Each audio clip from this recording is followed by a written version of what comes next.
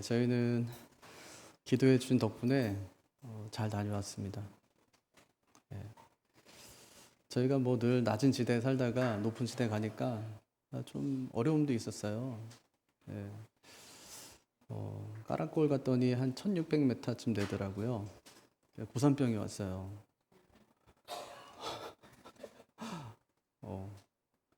조금만 걸어도 막 숨이 차고 식은땀이 막 나고. 근데 제가 뭐 안 갈 수는 없잖아요. 뭐 어디 가자 그러면 가고. 사역 마치고 온천을 가는데 딱 안 가고 싶더라고요. 가면은 큰일 날 것 같은 거 마음에. 근데 제가 안 가면 다 안 갈 것 같은 거야. 가자 그래 갔는데 좀 앉아있는데 몸이 좀 이상해요. 내가 먼저 좀 나가겠다 그랬더니 선교사님이 더 있다 가래요. 아 이렇게 좋은데 더 있다 가야지. 이렇게. 그래서 난 먼저 가겠다 그러고 나왔는데 그때부터 막 식은땀이 나기 시작하는 거야. 앉을 데가 있어야죠. 그래서 저 위에 보니까 의자가 하나 있어요. 2명 앉는 의자인데 한 중학생, 고등학생 때는 이제 남자아이가 앉아 있어요. 그래서 저도 거기 앞에 앉았는데 몸이 너무 안 좋으니까 누워야 되겠더라고. 그래서 걔한테 좀 누웠어요, 제가. 그러니까 아프니까 뭐 체면이고 뭐가 없잖아요. 누웠어요. 누웠더니 또 가만히 있어요, 얘가. 게임하면서. 고맙더라고요. 그래서 제가 막 이랬나 봐요. 저도 모르게 막 아프니까 막 이러니까 위로해 주진 않고 그냥 갔어요, 걔가. 그래서 제가 편하게 누워 있었는데 한 5분쯤 누워 있었나? 그때 괜찮아요. 빨리 일어나야지. 성도들 올라오면 또 내가 또 그렇잖아요. 걱정하시고 또 그래서 빨리 일어나야지 하고 딱 일어나는데 권사님이 올라오시더라고요. 이렇게 눈이 마주쳤어요. 걸렸구나. 그리고 얼른 이제 일어났는데 갑자기 휘청하니까 어이쿠 하시더라고요. 권사님이. 예. 그리고 이제 그 다음 날은 산에 올라가는데 거기가 1600m인데 산은 3000m가 넘어요. 자신이 없어지는 거예요. 거기 가면 진짜 큰일 나겠구나 싶은 거예요. 제가 또 안 가면 또 안 갈 것 같은 거예요. 그래서 올라갔어요. 그때 괜찮더라고 또. 안 갔으면 큰일 날 뻔했다 뭐 이런 생각 들었었는데 순간순간마다 우리 교인들하고 같이 있었어요. 그냥 우리만 간 게 아니라 또 보낸 교회들이 얼마나 관심 가지고 또 함께 기도하실까 싶은 생각 들었고 또 여러분이 보내주신 우리 교인들이 가서 참 열심히 사역을 잘했어요. 작년에도 가서 참 좋았는데 뭐 올해는 조금 더 안정적이었다고 해야 되나? 또 아이들도 참 잘하더라고요, 사역을. 그래서 하나님 앞에 참 기쁨으로 한 주간을 보내고 왔습니다. 제가 든 생각이 한 번씩 돌아가면서 다 갔으면 좋겠다 싶은 생각이 들더라고요. 뭐 두려울 것도 없고 뭐 준비할 것도 없고 우리 그냥 가서 마음으로 가면 선교는 하나님이 하시는 거고 우리는 가면 그냥 선교 당하고 와요. 선교지에는 꼭 가야지. 하나님 일하시는 거 보니까 참 놀랍구나. 또 선교의 현장도 놀랍지만 또 사역을 통해서 보는 그 환경들 있잖아요. 우리가 접하지 못한 환경들. 하나님이 지으신 세상. 그래서 찬양하다가 눈물도 찔끔 나고 하나님께서 많이 위로해 주시는 것 같고 아무튼 참 감사하고 좋은 시간이었습니다. 지난주 예배 잘 들으셨죠? 별로 잘 안 들으신 것 같은데 우리 지난주에는 무슨 얘기했어요? 로마서 마지막 장 이야기하면서 우리가 15장 사실 뭐 로마서는 15장에서 끝나는 거거든요. 15장 마지막 절에 보니까 축도로 끝나죠, 그죠? 그러면 이제 끝난 거예요. 그럼 16장은 뭐냐? 그건 이제 출신이에요. 옛날에 우리가 막 이렇게 편지 쓰면서 연애 편지 쓰셨나요? 그 쓰면서 우리 약간 멋부린다고 P.S 막 이렇게 하고만 했었죠, 그죠? 그거예요. 그러니까 출신이에요. 정말 고마운 사람들, 잊지 말아야 될 사람들, 그 사람들의 명단을 쭉 기록해요. 놀라운 건 뭐냐면 그 사람들 명단이 그 교회 안에 있는 사람들의 이름이에요. 바울은 로마 교회 한 번도 안 가봤거든요. 근데 바울이 그 교회 안에 있는 성도들을 다 기억하고 있어요. 그것도 20명이 넘는. 사실 34명의 이름인데 그 안에는 26명의 로마 교회 성도들의 이름이 적혀 있어요. 이름만 적는 것이 아니라 그 사람이 하나님 앞에서 얼마나 신실한가를 아주 구체적으로 수식어를 붙여가면서 그에 대해서 잊지 말 것을 권고하고 권면하고 있는 거죠. 참 바울은 그런 면에서 봤을 때 참 진정한 사역자다 이런 생각 들죠, 그죠? 그 편지를 누구 편에 붙입니까? 베베라는 여집사의 손에. 근데 이걸 바울이 친히 쓰지도 못하거든요. 바울이 눈이 안 좋으니까 글을 쓸 수가 없어요. 그래서 어떻게 해요? 대피를 시켜요. 22절에 보면, 16장 22절에 보면 더디오라는 사람에게 대피를 시키는데, 그도 마지막에 인사하죠. 자기도 주 안에서 여러분에게 뭐 평안을 전한다, 문안한다, 이제 그렇게 인사를 하게 되는데, 그럼 바울이 불러줬다는 얘기잖아요. 로마서를 1장 1절부터 16장 마지막 절까지 바울이 불러준 거예요. 그 옆에서 이제 필사하는 사람이 그것을 계속 받았었겠죠. 근데 정말 놀랍죠. 하나님의 그 복음을 아주 체계적으로 순서 있게 어떻게 그렇게 불러주면서 그걸 글로 쓸 수가 있어요. 그리고 그것은 다시 불어줄 수 있는 글이 아니거든요. 딱 한 번이에요, 그냥. 근데 그 책을 누구한테 맡기냐면 여집사, 베베의 손에. 고린도에서 로마까지는 1400km쯤 돼요. 근데 그 여인에게 그걸 들려서 보내는 거예요. 그럼 이 여인은 그걸 성경을 받아들고 나서, 그 편지를 받아들고 나서 어떤 마음 들었을까요? 제가 열흘 동안 있는 동안에 여권을 다 모았어요. 제 가방에다 넣고 열흘 동안 다니는 거야. 죽는 줄 알았어, 진짜. 이거 잊어버릴까봐 그냥. 얼마나 부담이 되는지. 한 번도 내려놓지 못하겠는 거예요, 그거를. 그리고 떠나오는 날 아침에 그 여권을 제가 아침에 셌어요, 밥 먹고. 딱 18개가 맞았어요. 근데 공항에서 나눠주는데 하나가 없는 거예요. 한참 동안 찾는데 하나가 없어요. 얼마나 많이 찾은지 몰라요. 야, 내가 무슨 실수했나 보다, 딴 데 넣었나? 아침에 분명 확인했는데 아무리 세봐도 아무리 찾아봐도 아무 데도 없는 거예요. 어떤 애가 잘못 받아 있는 거예요. 엄마는 걔 걸 갖고 있고. 얼마나 심장이 그냥. 예. 베베의 마음이 그렇지 않았을까요? 잊어버리기도 하면 이 편지를 전달해야 되는데 중간에 그냥 분실이라도 하면 다시 쓸 수 없는 책, 복제가 안 되는 책, 그 책을 받아들고 베베가 가는 거예요.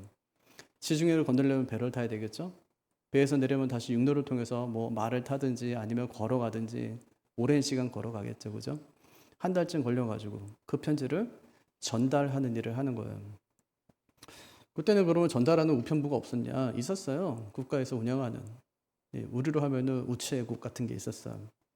그러니까 여기서 광진구까지 어떤 사람이 전달하면 그거 받아들고, 어떤 사람은 마포까지 전달하고, 마포에서 받아들고 인천까지 전달하는 사람이 있는 거예요. 그 편에 보내면 되거든요. 바울이 그렇게 보내질 않아요. 어떻게 보내냐? 가장 신실한 여집사에게. 그러니까 약간 그때도 약간 남자는 못 믿는 그런 존재였던 것 같아요. 여자에게 하면 더 잘하는 것 같아요. 그 편에 붙여가지고 어쨌든 그 편지를 로마에까지 전달합니다. 누군가는 썼고 누군가는 전달했고 그 책이 우리에게 왔고, 지난주에 우리가 마지막으로 그래서 15장 이야기를 하면서 그런 얘기 했었어요. 계획은 하되 서두르지는 말자. 예. 바울이 어디 가고 싶어요, 지금? 스페인까지 가고 싶어요. 거기 땅끝이니까 거기까지 가서 복음을 전하고 싶어요. 근데 중간에 어디를 거치고 싶어요? 로마. 왜요? 거점 교회 되었으면, 나를 파송해 주었으면 그 교회가 바라고 원하는 게 있었어요. 우리한테는 해야 될 일과 하고 싶은 일이 있다고 그랬잖아요. 근데 바울은 하고 싶은 일을 먼저 해요? 아니면 해야 될 일을 먼저 해요? 해야 될 일. 그 해야 될 일이 뭐예요? 자기가 지금 아시아로 가서 먼저 복음 전하고 싶었는데 하나님께서 그를 어디로 가래요? 마게도냐로, 유럽으로 가래요. 왜 가라고 그랬어요? 마게도냐와 아가야 지방을 다니면서 예루살렘 교회를 위해서 연보를 모금하는 일을 하기 위해서 해야 될 일을 하는 거예요. 그래서 나중에 바울이 어떻게 합니까? 그 해야 될 일에 최선을 다하는 거예요. 연보를 모금하는 것을 가지고 지금 로마로 가고 싶지만 그 꿈을 포기하고 예루살렘으로 돌아가는 거죠. 그때 가장 중요한 거. 하나님의 일을 할 때 가장 중요한 거. 뭐 하면서 해야 된다? 기도. 나와 함께 기도해달라. 나와 함께 싸워달라. 바울은 그렇게 얘기하죠. 그럼 우리는 함께 싸워가는 겁니다. 신앙생활은요, 함께 싸워주는 거예요. 그럼 부부예요. 부부가 됐어. 근데 어떤 사람하고 싸울 일이 생겼어요. 그럼 어떻게 해야 돼요? 합심해 싸워야 되겠죠, 그죠? 내 편이니까 내가 좀 잘못했어도 내 편 들어가지고 같이 싸워야지. 네? 그게 부부 아니에요. 네? 우리가 한 성도가 됐단 말이에요. 그럼 어떻게 해야 돼요? 한 편이 돼가지고 싸워야지. 마귀하고. 근데 우리끼리 싸우면 돼요, 안 돼요? 이웃집 아저씨하고 싸워야 되는데 우리끼리 싸우다 힘 다 뺐어. 부부가 더 이상 싸울 기력이 없어요. 우린 되게 그렇거든요. 행복하지가 않아요. 아내가 무슨 얘기하면 그 얘기에 꼭 토를 달고 당신이 잘못해서 그래 맨날 이러거든요 우리는. 근데 아주 지혜로운 남편은 어떻게 합니까? 당신 말이 다 맞아 그렇게 하는 거죠. 누구처럼? 폭삭 속았수다. 진짜 제가 이번에 선교 시간이 너무 길어가지고 그 슬프다 그래가지고 우리 애들이 막 그래요. 아빠 가다가 그거 보면 큰일 난다고 막 비행기 안에 펑펑 온다고. 언제 울어야 될지 모르겠던데. 그랬더니 와 진짜 제 마음이 완전히 예, 완전히 감정이라고는 하나도 없는 그런 사람 취급을 제가 받았습니다. 거기 나오는 그 아저씨처럼 자기 아내에 대해서 그냥 전폭적으로 당신은 다 옳아. 당신 말은 다 맞아. 당신이 하는 일에 대해서 나는 전폭적으로 난 다 지지해. 이렇게. 그럼 싸울 일은 뭐가 있겠어요. 근데 우리 성도가 그렇거든요. 우리는 한 마음으로 그렇게 한 일을 위해서 나아가는 그런 게 우리 성도다. 그 일을 위해서 가장 중요한 거 함께 싸워달라. 무슨 얘기예요? 함께 기도하면서 그 일을 같이 해달라. 그렇게 바울이 마지막으로 부탁하죠. 그러는 다음에 하는 일이 뭐예요? 축도하는 거예요. 마지막 절에 보면 평강의 하나님께서 너희 모든 사람과 함께 계실지어다. 이게 뭐예요? 축도죠, 그죠? 바울의 편지를 보면 대개 다 축도로 끝나요. 거기서 이제 끝난 거예요. 편지가 다 끝난 거예요. 그 마지막 절이 주는 의미가 뭘까요? 이건 단순히 인사가 아니에요. 평강의 하나님이 너희와 함께 하신다. 이 말은요, 계획에 지연되어도 가는 길이 막혀도 뜻대로 되지 않아도 괜찮습니다 하는 고백이에요. 왜 괜찮을까요? 평강의 하나님이 함께 하시니까. 앞으로 여러분 살다가 여러분의 계획이 지연되어도 여러분 생각대로 일을 잘 풀리지 않고 내 생각대로 진행되지 않아도 그래도 상관없어요. 왜요? 여전히 평강의 하나님 나와 함께 하시니까. 내 뜻대로 인생이 돼야 되는 것 아니에요. 계획한다고 되는 것도 아니에요. 중요한 것은요, 평강의 하나님이 내 안에 계시다는 것을 믿고 살아가는 것. 이게 진짜 중요하다는 것을 꼭 기억하시기를 바랍니다. 그리고 나서 일종의 추신인데 미처 전하지 못한 인사와 당부를 덧붙입니다. 바울은 때로 빌립보서에서도 골로새서에서도 이렇게 하였어요. 근데 16장에 보니까 되게 누구에게 문안하라 이런 인사로 채워져 있습니다. 인사니까 많은 사람들이 별로 중요하지 않게 생각했던 것이 16장이기도 합니다. 그냥 인사말 정도로 간주한 거죠. 근데 조금만 더 깊이 주의 깊게 읽어보면 그 당시 로마 교회를 구성하고 있었던 구성원들이 누구냐를 알 수 있는 역사적인 중요한 사료로 인식될 수가 있습니다. 여기 보니까 34명 정도 얘기 나오는데 진짜 흥미로운 점은 바울이 로마를 한 번도 방문한 적이 없음에도 불구하고 그 사람들의 이름을 전부 알고 있더라. 게다가 13절에 보면 루포와 그의 어머니, 15절에 보면 네레오와 그의 자매. 그러니까 이름은 직접 나오지 않지만 최소한 로마 교회 안에 있는 성도들 그 34명 중에 28명 정도는 바울이 알고 있었다. 그런 얘기가 되니까요. 그러니까 단순히 이것은 명단을 나열하는 것이 아니라 그 교회, 그 당시의 교회의 상황, 또 그 교회에 어떤 사람들이 있는지를 알려주는 그 고대 공동체의 기록물이다. 그 사료로서의 가치도 있다. 이런 얘기가 되겠죠. 우리나라에서 가장 오래된 교회가 1883년에 평양 그 황해도 장현군 대구면 송천리에 세워진 송천교회. 요즘에는 이제 소래교회 이렇게 이제 불리기도 하는데 참 특이하죠. 1883년이면 개신교 선교사가 들어오기 1년 전이에요. 선교사가 들어오기 전에 이미 교회가 세워졌어요. 이미 성경이 우리 손에 쥐어졌고 또 복음이 전해졌고 교회가 세워진 특이한 교회죠. 로마 교회 마찬가지. 선교사가 가지도 않았는데 이미 교회가 세워져 있어요. 어쩌면 우리나라의 교회 상황이 로마 교회 상황과도 비슷한 그런 면이 있다는 거죠. 근데 초창기에 그 교회에 20명 정도의 명단이 보존되어 있는데 주로 이제 한국 기독교와 독립운동에 영향을 미친 사람들의 이름입니다. 장로교 최초의 목사인 서경조, 또 상해 임시정부 부주석인 김규식, 여성 지도자인 김마리아, 이런 사람들의 명단이 기록되어 있어요. 그러니까 이 명단만 봐도 이 교회가 무엇에 집중했을지 또 어떤 일에 힘썼을지 충분히 짐작되는 것이죠. 교회 안에는 누가 있느냐 참 중요합니다. 왜 그렇죠? 결국 그들이 사역의 방향을 정하게 되고 교회가 그 길로 가기 때문에. 근데 1세기 그리스 로마 사회에서 공동체를 구성할 때 사람을 구분하는 세 가지 기준이 있었답니다. 그 중에 첫 번째가 인종이에요. 이 사람이 유대인이냐 아니면 이방인이냐. 두 번째가 사회적인 신분이에요. 자유인이냐 아니면 노예냐. 세 번째 성별입니다. 남자냐 여자냐 이렇게요. 근데 갈라디아서에 보면 바울이 뭐라고 얘기해요? 너희는 유대인이나 헬라인이나 종이나 자유인이나 남자나 여자나 다 그리스도 예수 안에서 하나이니라 이렇게 얘기하죠. 한마디로 인종, 신분, 성별에 관계없이 우리는 그리스도 안에서 하나다 이런 얘기예요. 로마 교회 그랬어요. 교회 안에 차별이 없어요.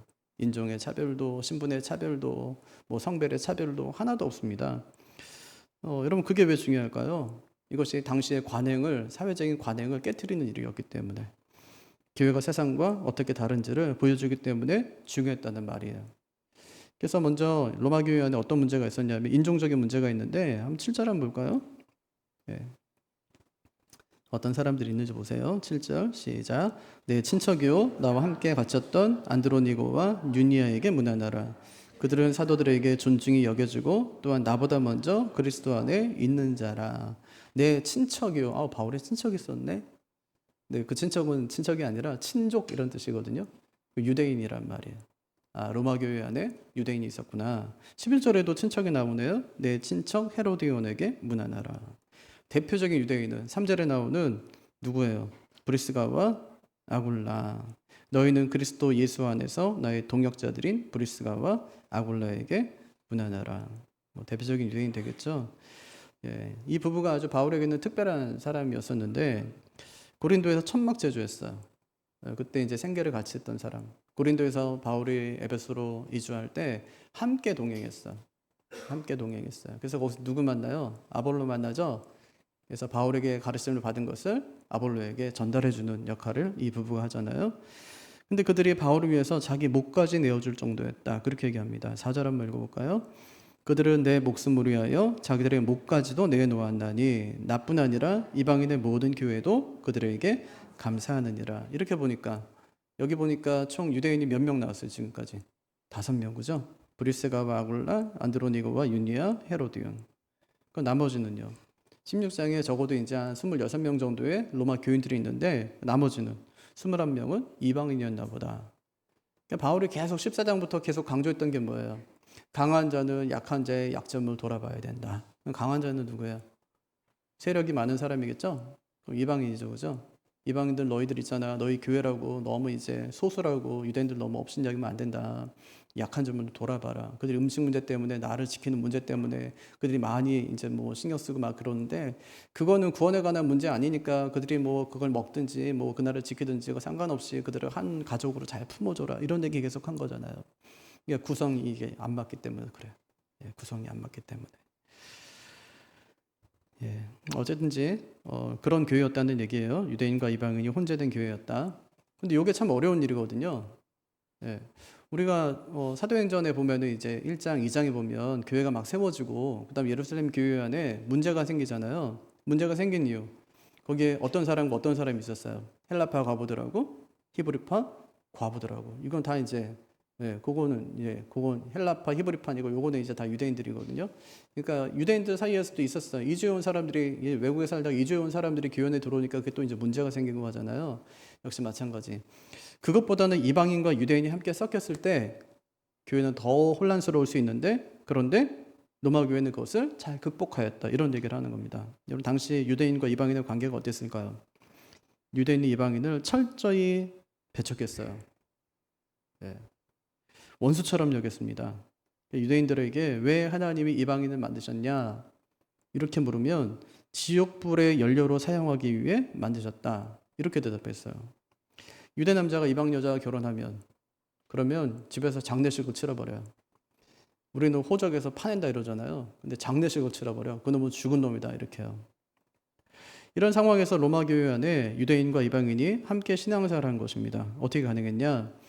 에베소서 2장에 보면 예수님의 피가 어떻게 했어요? 둘을 하나로 만드셨어요. 예수님의 십자가가 어떻게 해요? 둘을 하나로 만드셨어요. 이방인이든지 유대인이든지 예수 안에서 그 피로 말미암아 그 십자가의 은혜로 말미암아 하나 될 수 있었다. 그렇게 이야기하는 것이죠. 그것이 그들을 하나로 묶은 것입니다. 인종적인 문제 그렇게 해결해요. 또 무슨 문제가 있죠? 신분의 문제. 로마 교회 안에도 노예와 주인이 함께 있었습니다. 여러분, 어떤 사람이 노예인 줄 어떻게 알 수 있어요? 그 사람 노예인가? 이렇게 어떻게 알 수 있어요? 이름 보면 알 수 있어요. 우리나라도 조선왕조 실록, 호적대장, 세종실록 여기에 보면 노비 이름이 나와요. 홍길동 전에도 보면 노비 이름이 나와요. 노비 이름이 대개가 도리, 삼도리, 개똥이, 점순이 막 이래요. 홍길동도 서자니까 별로 좋은 이름은 아니죠. 그 당시에 양반들은 주로 돌림자를 썼습니다. 여러분 돌림자 쓰시죠? 저도 돌림자 쓰거든요. 양반이라는 거예요. 예. 안 그러면 노비들은 돌림자가 없어요. 예. 아주 단순하고 천하게 들릴 이름들이 많죠. 성경시대 마찬가지인데 헬라나 로마 이름 중에도 노예로 고정된 이름들이 있었습니다. 예를 들면 빌레몬서에 보면 노예 나오죠. 오네시모. 어떤 뜻이에요? 유익. 근데 이게 좋게 불러 유익이지 쓸만한 놈 이런 뜻이에요. 쓸만한 놈. 예, 가장 흔한 노예 이름이죠. 이름을 보면 그 사람의 사회적인 신분을 대충 짐작할 수 있었습니다. 근데 오늘 말씀 보니까 거의 노예나 해방된 노예 신분을 가진 사람들, 이런 사람들 이름이 등장하는 거예요. 암블리아 같은 사람, 또 11절에 헤로디온, 또 12절에 두르베나와 드루보사, 12절에 버시, 또 15절에 네레오. 이 사람들은 노예. 또 5절에 마리아, 또 7절에 유니아, 또 15절 율리아. 이건 해방된 노예거나 아니면 그의 후손들. 이런 이름들로 추측할 수 있는 거죠. 이렇게 노예거나 아니면 노예의 후손으로 간주되는 사람이 9명에서 11명 등장해요. 반면에 브리스가 아굴라, 우르바노, 루포 이런 사람들은 자유인이었죠. 그런 사람들이 15명에서 17명 이렇게 섞여 있다는 거예요. 어떤 의미냐. 이런 교회 안에는 노예와 자유인이 함께 있을 수 있어요. 로마 사회에서는 불가능하죠. 근데 그 사회적인 신분의 벽을 다 허물었다. 그리스도 안에서 한 식구가 되었다 하는 것을 잘 보여주는 좋은 예라고 할 수 있습니다. 당시 노예는 로마법으로 인간이 아니라 그런 물건입니다. 그래서 아리스토텔레스가 뭐라고 하냐면 노예를 생명이 있는 도구, 움직이는 물건 이렇게 불렀어요. 로마의 역사가 중에 타키투스라는 분이 계신데 그분이 세곤투스에 대한 글을 썼어요. 이분은 로마 원로원의 의원이거든요. 200명 정도의 노예가 있었어요. 어느 날 그가 암살되거든요. 그자 주인의 생명을 지키지 못했다는 이유로 200명의 노예를 하루아침에 죽였다. 이런 기록이 있습니다. 그 당시 노예들이 어떤 대접을 받았는지 잘 보여주는 거죠. 근데 로마 교회 안에는 자유인하고 노예가 함께 있었어요. 노예와 자유인의 차별이 철폐된 것입니다. 우리나라식으로 하면 양반과 천민의 그 차별이 철폐된 것이죠. 우리나라 노비제도가요 500년 넘게 이어져 오다가 1894년 갑오개혁 이후에 국가가 강제로 개혁한 다음에 겨우 철폐됐어요. 아마 우리 어르신들은 어쩌면은 동네에 노비가 있는 집을 보신 적이 있을 수도 있어요. 저희 할머니가 늘 말씀하셨거든요. 저희가 다 자라고 했었는데도 저 집엔 누가 노비로 살았었다고 이제 그렇게 말씀하셨거든요. 그 기득권 내려놓는 거 참 쉬운 일 아니에요. 미국의 남북전쟁도 사람을 노예로 삼을 수 있느냐 없느냐 여기서 시작되잖아요. 한쪽은 경제적인 이유로 또 다른 한쪽은 인간의 자유와 존엄 때문에 맞서 싸우잖아요. 결국 전쟁을 통해서 그 벽이 허물어집니다. 근데 로마 교회는 전쟁이 아니라 복음의 능력으로 노예와 자유인이 같은 교회 안에서 한 형제가 된 것입니다. 이게 얼마나 놀라운 일이냐고요. 요 두 번째 이런 문제, 신분의 문제. 세 번째 성별의 문제도 있었어요. 서아, 지아, 담비, 예린이 이거 누구 이름이에요? 남자예요? 아니 여자예요? 여자예요. 그럼 선준이, 하준이, 민준이, 현우 이건요? 이건 남자 이름. 이름만 들어도 대충 그 사람이 남자인지 여자인지 알 수 있는 거죠. 로마 교회 마찬가지인데 명부를 작성하는데 남자 이름만 적는 게 아니라 여자 이름도 함께 적습니다. 성경이 족보책인 거 아시죠? 창세기 1장을 탁 펴면은 이제 2장에부터 벌써 이제 이 세상이 어떻게 지어졌는지 하나님께 그 내력을 하나님께서 말씀하셨는데 그 내력이라는 단어가 족보예요. 족보예요. 어떻게 하나님이 이 세상을 지으셨는지. 그리고 아담의 족보 나오죠. 또 노아의 족보 나오죠. 셈의 족보 나오죠. 또 아브라함의 족보 나오죠. 계속 족보. 마태복음 1장 1절을 펴니까 뭐예요? 아브라함과 다윗의 자손 예수 그리스도의 계보라. 이게 족보란 뜻이거든요. 그럼 누가 누구를 낳아요? 아브라함이 이삭을 낳고 이삭이 야곱을 낳고. 남자가 남자를 낳아요. 여자 이름 등장하던가요? 물론 이제 예수님이 어떻게 오셨는지를 설명하기 위해서 5명의 여인의 이름이 기록되긴 하지만 전통적으로 이제 유대의 족보는 다 남자. 우리나라 족보도 마찬가지죠. 족보에 여자의 이름이 등장하지 않습니다. 그만큼 유대 사회가 보수적이었던 뜻이에요. 여성을 종속적인 존재로 여긴 것이죠. 기도문에 이런 말이 있을 정도입니다. 하나님 저를 이방인이나 여자로 만들지 않은 것을 감사합니다. 이걸 유대 남자들이 아침마다 하나님께 드렸어요. 이방인이나 여자로 태어나지 않은 것을 감사합니다. 이렇게 해요. 어떻게 여성을 대 있는가를 잘 보여주는 예죠.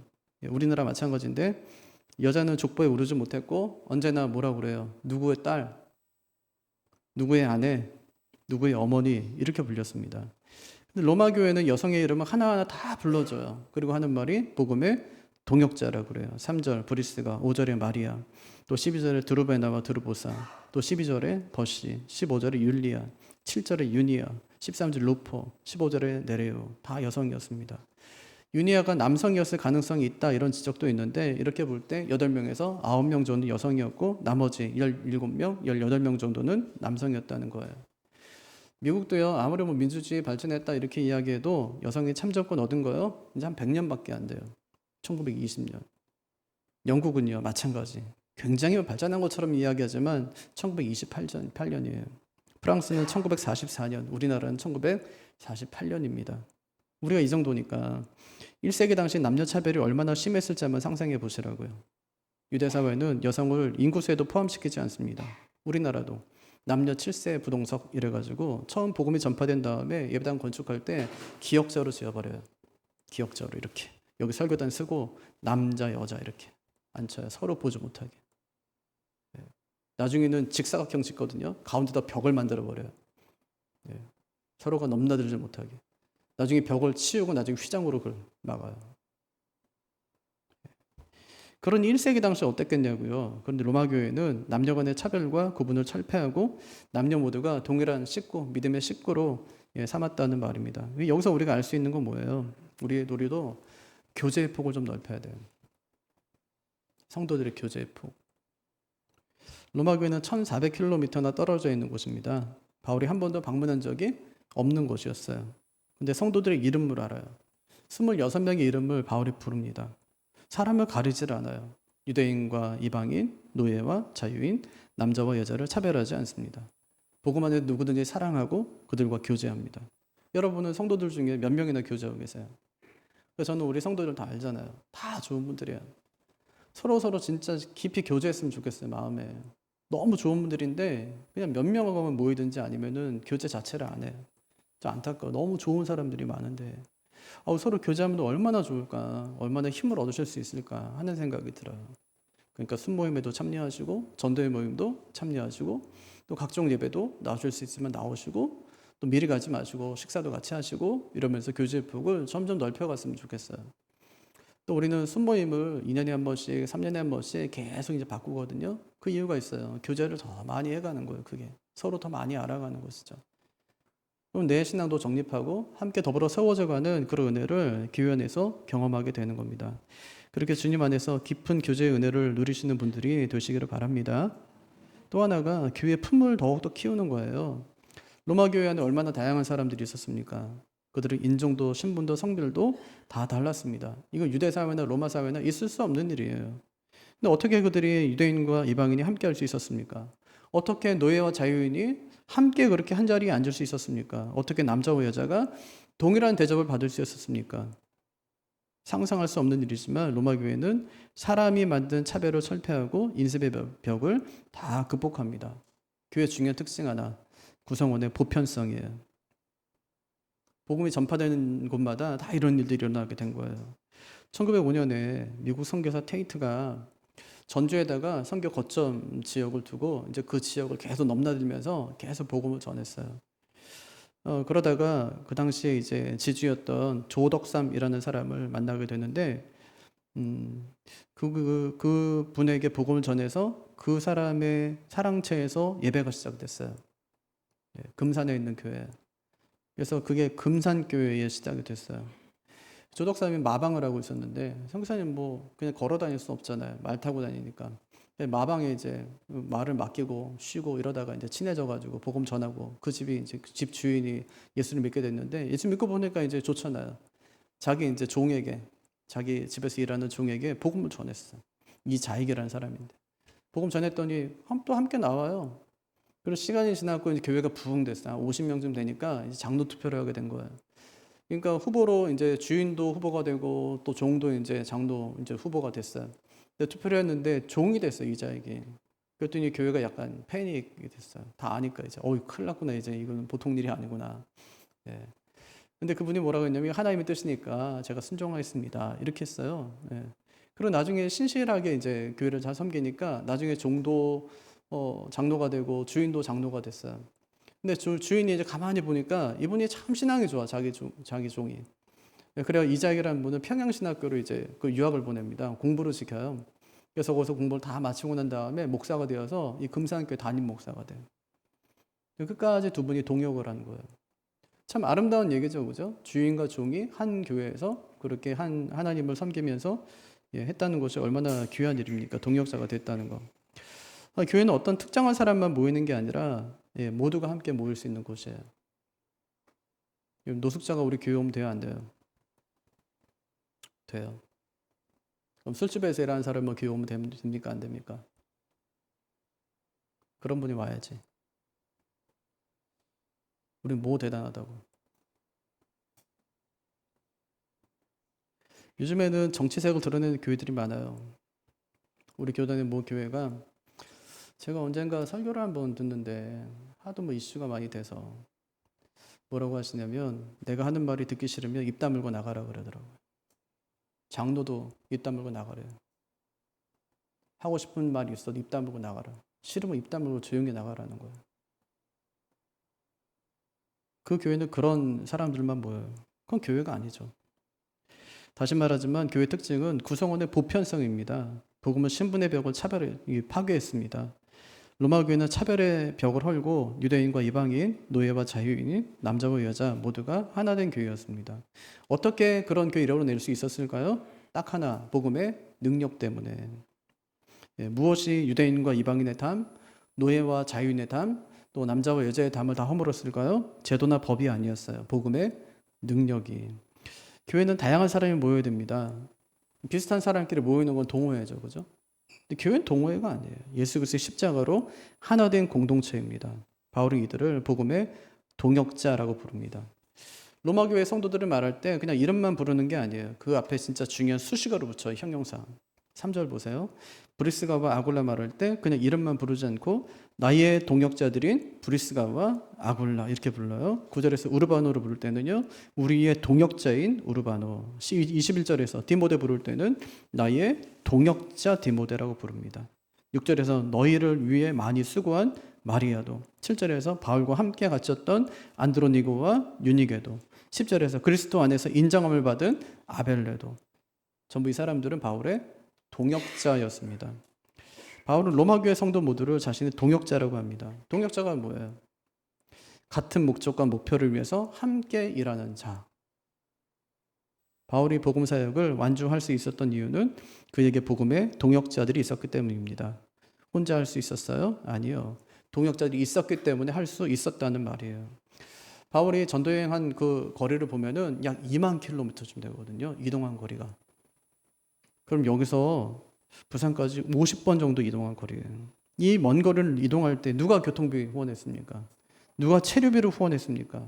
누가 선교비를 지원했습니까? 누가 그를 위해서 기도했습니까? 바울 주변에는 많은 동역자들이 있었고 그들이 바울을 후원한 것입니다. 그래서 바울이 나와 함께 수고한 또 복음을 위해 많이 수고한 이라는 수식어로 로마 교회 성도들을 호칭하고 있는 것입니다. 그들의 헌신과 수고가 있었기 때문에 자신이 전도자로 활동할 수 있었다는 거예요.